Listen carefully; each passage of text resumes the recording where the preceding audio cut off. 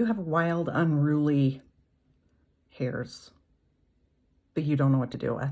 I've got a good product for you, but let me talk first about brows. You guys know my favorite way to fill in my brows is to just go into my main compact and kind of fill them in where maybe I don't have the hair.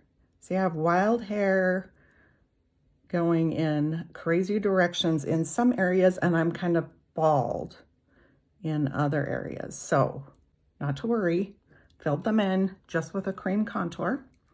Next, what is brow wax?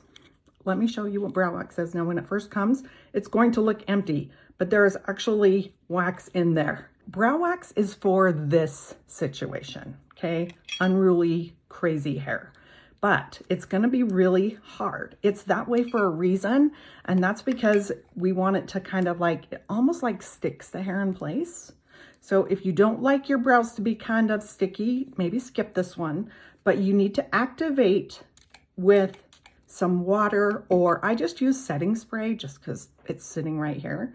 And I'm just gonna swirl my spoolie brush into the wax like that.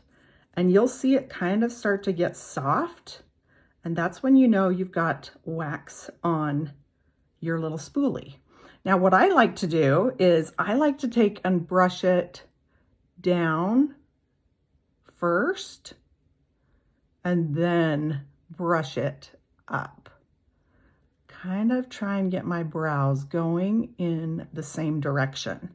Now, you can always smooth them down like that with your spoolie, but this is going to help keep those hairs going in the right direction.